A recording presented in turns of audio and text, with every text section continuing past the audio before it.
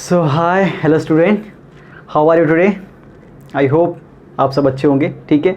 So myself Vishal and today will study about the electric field due to the charge ring.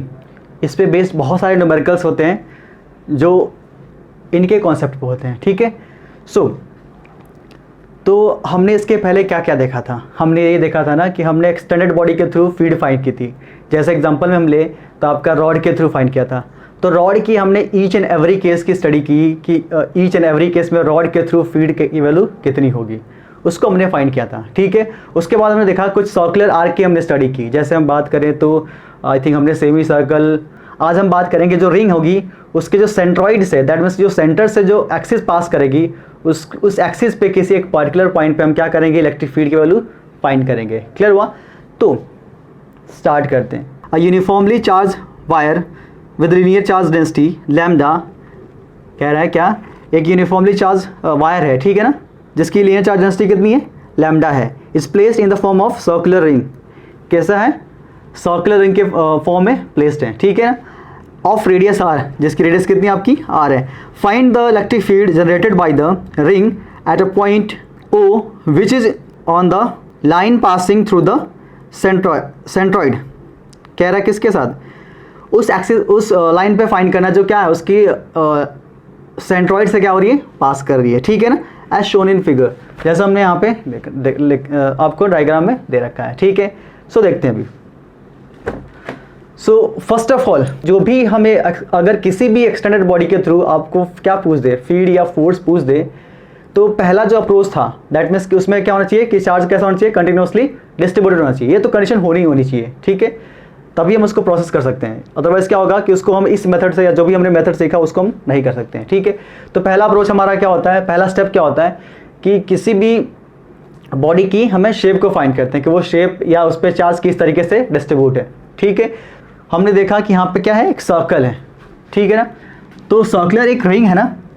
तो ring मतलब क्या होगी ये, और इसने दे भी रखा है कि ये किसी वायर से क्या हुआ है, फॉर्म हुआ है. ठीक है ना. क्लियर हुआ?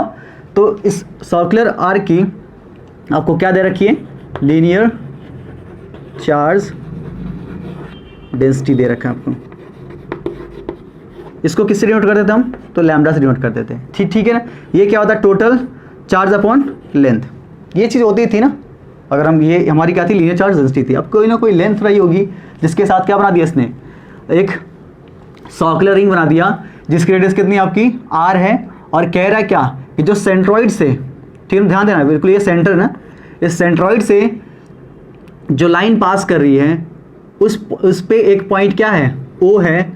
उस पॉइंट पे आपको बताना क्या है कि उस जगह पे फील्ड की वैल्यू कितनी होगी और इसकी डिस्टेंस कितनी है. दैट मीन्स कि सेंटर से इस पॉइंट की जो डिस्टेंस है वो उसको हमने मान रखा है, यहाँ पे दे रखा आपको ए दे रखा है. क्लियर हुआ? कोई डाउट इसमें? ठीक है. अब देखते हैं. तो यहाँ पे आपको क्या दे रखा है कि लीनियर चार्ज डेंसिटी दे रखा है. अगर हम इसकी बात करें तो यहाँ पे टोटल चार्ज इस पर हमने मान लिया कितना है, मान लेते हैं हमने क्यू है. ठीक है. टोटल चार्ज कितना है, क्यू है, और ये मान लिया हमने कि पॉजिटिव है.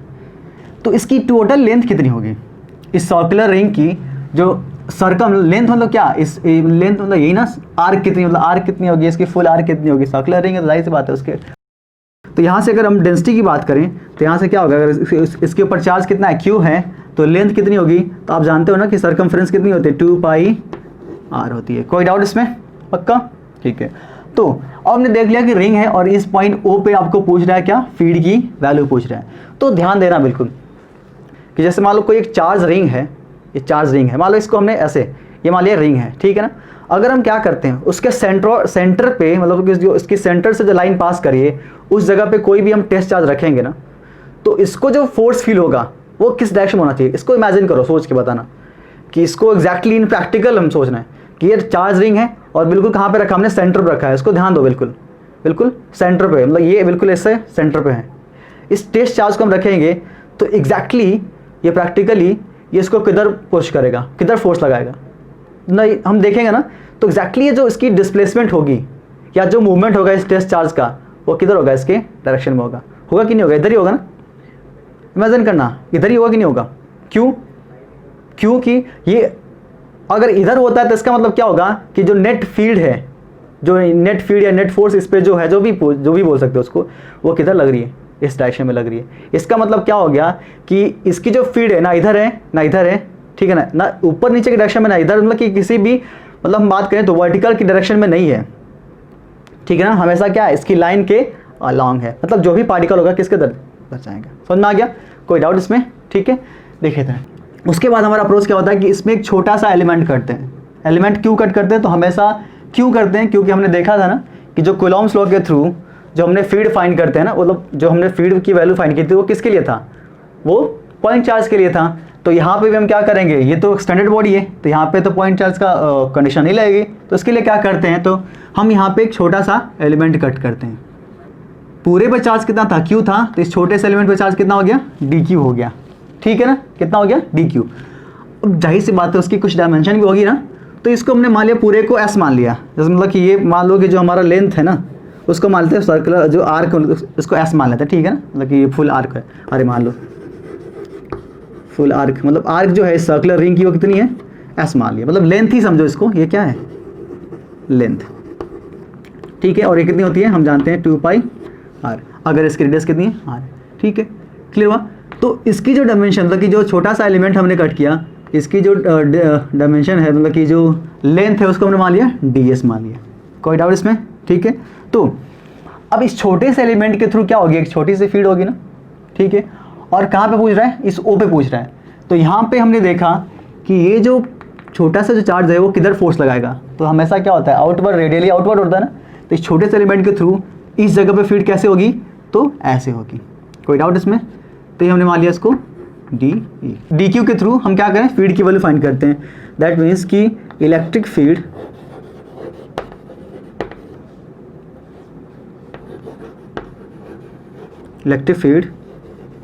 Due to small element, small element कितना होगा, तो ये होगा आपका DE, कितना होगा ये, तो हम यहाँ से देखें तो K Q D Q upon दोनों के बीच की सेपरेशन ना, तो यहाँ से यहाँ तक के बीच की सेपरेशन, तो यहाँ से यहाँ तक तो दे रखा है लेकिन यहाँ नहीं देगा, तो इसको हम मान लेते हैं कितना R, फिलहाल के लिए भी मान लेंगे R है, ठीक है ना। तो ये कितनी होगी आपकी R होगी, ठीक है, R ये कितनी होगी R स्क्वायर। तो ये तो किसके थ्रू फीड है, D के थ्रू फीड है, ठीक है ना। अब देखिए इधर, तो इसने ये बोल रखा है ना कि जो चार्ज है वो कैसा है, तो ये लीनियरली डिस्ट्रीब्यूटेड है। तो क्या डी क्यू को हम किसी वैल्यू के साथ रिप्लेस कर सकते हैं क्या, तो हम देखें ये तो चार्ज कैसा बटा था, लीनियरली बटा हुआ था, ठीक है। तो यहाँ से अगर हम लिखें तो जो चार्ज डेंसिटी होगी हर जगह हर पॉइंट पे क्या होगी, कांस्टेंट होगी। इसका मतलब क्या होगा कि इस छोटे से एलिमेंट के जो चार्ज डेंसिटी है वो क्या होगी, इतनी होगी, कितनी होगी, जितना कि फुल की है, ठीक है। इसको लिख सकते हैं क्या, D Q upon D S लिख सकते हो क्या, कोई डाउट है क्या इसमें, ठीक है। तो यहाँ से अगर हम देखें इसको देखो तो d q is equals to क्या लिख सकते हो आप, लैम्डा डी एस लिख सकते हो, कोई डाउट इसमें, लैम्डा डी एस रख सकते हैं क्या, कोई टेंशन है, ठीक है, ये रख सकते हो, क्लियर। अब इसको हम रिप्लेस कर सकते हैं, किसको, डी क्यू को इसके साथ हम रिप्लेस कर सकते हैं। तो यहाँ पे देखें तो d is equals to k, d q value कितनी है, तो यहाँ से लिखेंगे k lambda d s upon r square, ठीक है ना, कोई डाउट इसमें। अब देखिए, अब ये तो हमने छोटी सी एलिमेंट की फीड की वैल्यू फाइंड कर ली थी, ठीक है। अब पूछता क्या है ना कि अब इसकी लोकेशन फाइंड करना है, दैट मीन्स कि जो हमारा छोटा सा एलिमेंट है उसकी लोकेशन बताइए। तो लोकेशन बहुत इंपॉर्टेंट है ना, क्यों इंपॉर्टेंट है, ताकि हम उसको क्या बता सकते हैं, उसकी फीड की डायरेक्शन को बता सकें, ठीक है ना। तो लोकेशन हमने क्या देखा कि ये किस पे है, सरकमफेरेंस पे है और इस पॉइंट पे है। तो हमें लोकेशन के लिए कैसे करेंगे, तो हमें क्या चाहिए, एक रेफरेंस चाहिए। तो मान लिया कि यहाँ से जो इसका एंगल है वो कितना है, थीटा है, कितना है, थीटा एंगल पे, क्लियर हुआ। जब ये थीटा होगा तो ये भी कितना होगा आपका, थीटा होगा। अब हम देख सकते हैं यहाँ से कि ये जो फीड है ना ही एक्स में है ना ही वाई में है, तो हमें क्या फाइंड करना होगा, आपको दो ये देखेंगे ना ही एक्स में है ना वाई, तो इसमें हम क्या करेंगे, इसका एक्स का भी कंपोनेंट होगा, मतलब कितना होगा डी एक्स का, तो डी कॉस थीटा, और वाई का कंपोनेंट कितना होगा, तो ये होगा डी वाई का, तो डी ई साइन थीटा होगा पक्का। ठीक है, एक और बात, हम यहाँ से देखें तो जो नेट फील्ड होगी वो एक्स के अलाउंग होगी। हमने बोला था ना कि उसकी किधर होगी, इसके अलाउंग होगी। क्यों होगी? क्योंकि देखिए इधर, इसको यहाँ पे देखते हैं। मान लिया कि यहाँ पे हमारी एक ये एलिमेंट फील्ड थी, तो हमने यहाँ पे तो एलिमेंट कट किया, तो इसके थ्रू फील्ड किधर थी? इस डायरेक्शन में थी। ठीक है ना। अब मान लो कि उसी के लगी, और ये कैसा है, सेंट्रॉइड पे ना, जाहिर सी बात जितना पार्ट ऊपर उतना ही पार्ट क्या है, नीचे है। तो यहाँ पे केस कैसी है? सिमेट्रिक की केस है। तो यहाँ से अगर हम एलिमेंट यहाँ पे काट दिया, यहाँ पे काट दिया, उसके सीधा अपोजिट काट दिया, तो इसके थ्रू फील्ड किधर होगी? इस डायरेक्शन में होगी। और दोनों फील्ड कि दोनों डिस्टेंस बराबर है, दोनों डिस्टेंस, क्योंकि एंगल, क्योंकि ये बिल्कुल बाइसेक्ट कर रहा है ना इसको, एक सेंट्रॉइड पे आधा उधर है आधा इधर है, तो जितना एंगल यहाँ पे होगा उतना एंगल नीचे होगा। तो मतलब ये भी कितना होगा? डी के बराबर है। अगर ये थीटा है तो ये भी थीटा, सब क्या होंगे? थीटा के बराबर। तो हम ये देखेंगे ना, तो इसका जो कंपोनेंट होगा इधर वाई वाला, तो ये क्या होगा? डी वाई, मतलब कि डी साइन थीटा, और इसका किधर होगा? D cos theta. मतलब ये वाले जो कंपोनेंट होंगे वो एक्स वाले जुड़ जाएंगे, और वाई वाले क्या होंगे? अपोजिट टू ईच अदर होंगे। सो अपोजिट और इक्वल है, और किधर है? अपोजिट और इक्वल है, तो इनका नेट क्या होगा? जीरो। तो जाहिर सी बात है, तो हम देखें तो यहाँ से जो electric field in y direction है वो कितना होगा? जीरो हो गया। ठीक है, तो हमें क्या मिलेगी? जो नेट फील्ड मिलेगी वो किसके लॉन्ग मिलेगी? सिर्फ एक्स की डायरेक्शन में मिलेगी। तो यहाँ पे हम देखें, दैट मीन्स क्या? इलेक्ट्रिक फील्ड इन एक्स की direction, in x direction, in x direction. तो एक्स की डायरेक्शन की फील्ड बताओ, तो यहाँ से लिखोगे क्या? D x is equals to d E cos theta. ठीक है, डी कॉस थीटा। अब हमें क्या चाहिए? हमें तो टोटल क्या, हमें यहाँ पे रखते हैं ना, तो डी की वैल्यू कितनी है आपकी? कहाँ गया? हाँ, तो ये था आपका k lambda d s upon r का स्क्वायर, और ये क्या होगा? Cos theta. ठीक है, अब हमें ये तो क्या है? एक छोटे से एलिमेंट की थ्रू किधर? एक्स की डायरेक्शन में। हमें टोटल के लिए क्या करेंगे? तो नेट के लिए क्या करते हो आप? तो नेट के लिए इंटीग्रेट कर देंगे। नेट इलेक्ट्रिक फील्ड के लिए इंटीग्रेट करोगे तो ये होगा आपका d x is equals to क्या होगा इधर? K lambda d s r square cos theta. ठीक है ना।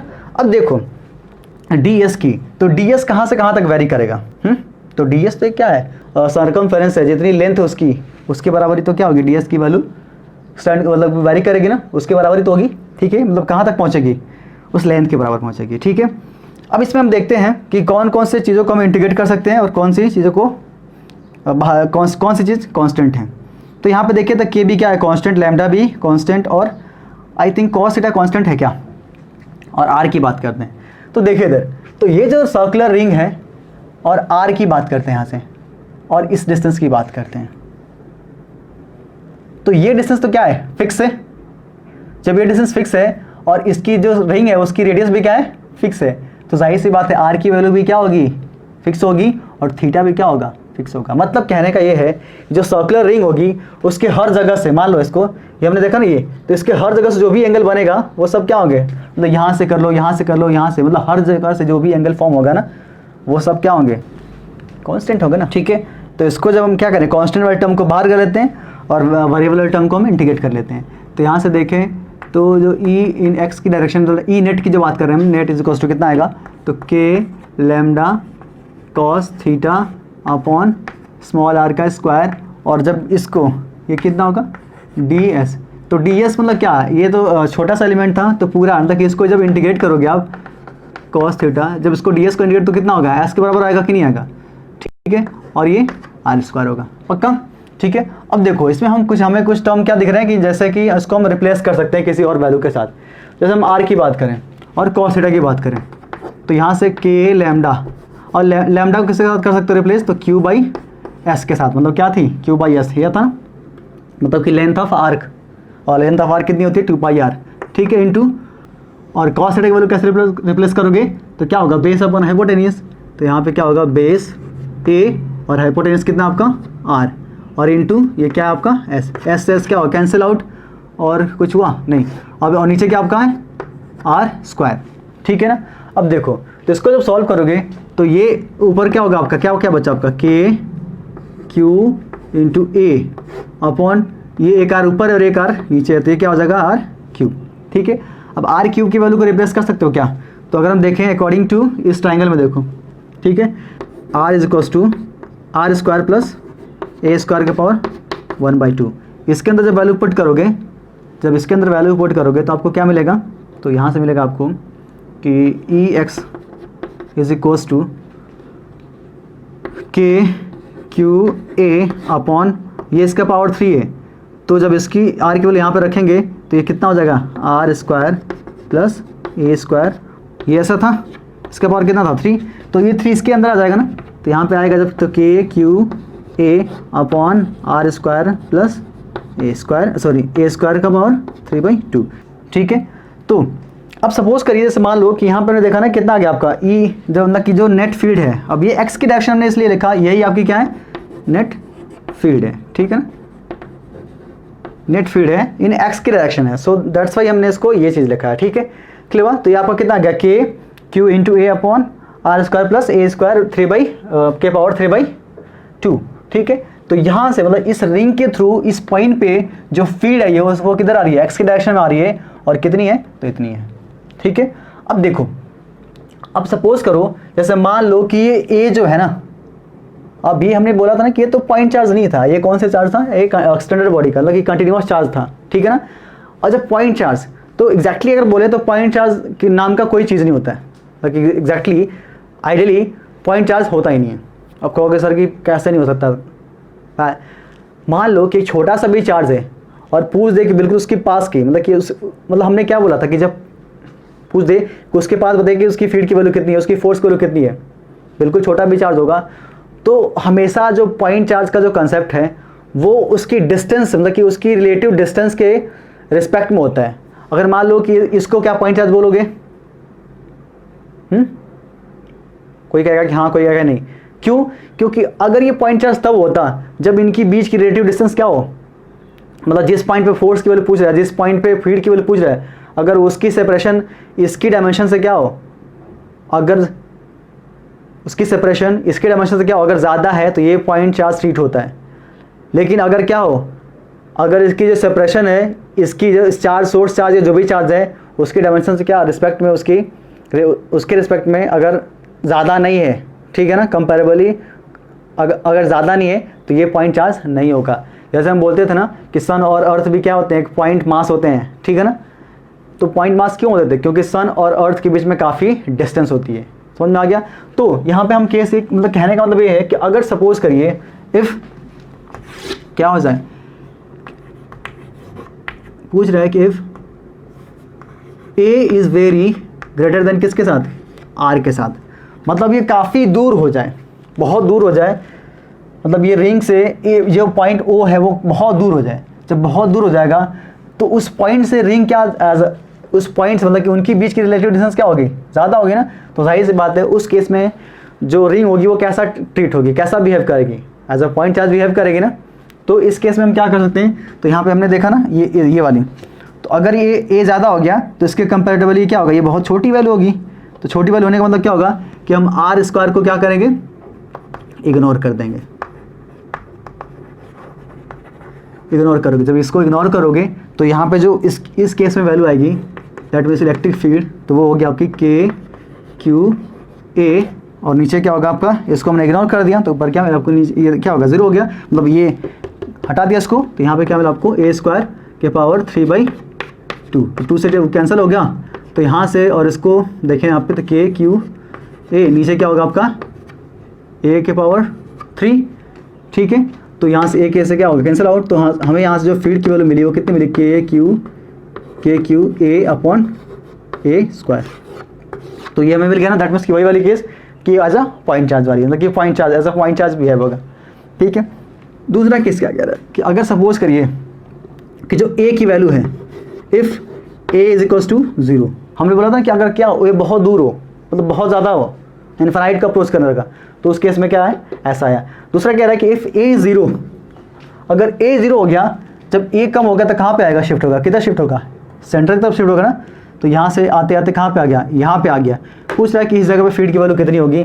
तो इस इक्वेशन में देखें क्या है, देखो तो यहाँ से जब ए ज़ीरो होगा तो ये भी ज़ीरो हो गया, मतलब, और ये हम देख रहे हैं कि हाँ मल्टीपल में है ए, तो जाहिर सी बात है सारी क्वांटिटी क्या होगी, ज़ीरो। तो इसका मतलब क्या होगा कि इस केस में जो फील्ड होगी वो क्या होगी, ज़ीरो। और सिंपली हमने देखा भी था कि किसी भी सर्कुलर रिंग के या सर्कुलर रिंग के सेंटर पे जो फील्ड होती है वो क्या होती है, किसी भी रिंग के किसी भी चार्ज के थ्रू जो सेंटर पे क्या होगी फील्ड होगी वो क्या होती है, हमेशा ज़ीरो होती है। क्यों? अगर ये पॉजिटिव होगा तो क्या होंगे, इसको इधर ही नेट फोर्स क्या मतलब कि सभी क्या होंगे, रेडियली इनवर्ड होगी ना, और अगर नेगेटिव होगा तो क्या होंगे, रेडियली आउटवर्ड होगी।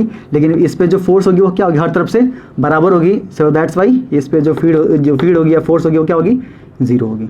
समझ में आ गया? तो ये कहानी थी आपकी सर्कुलर रिंग की।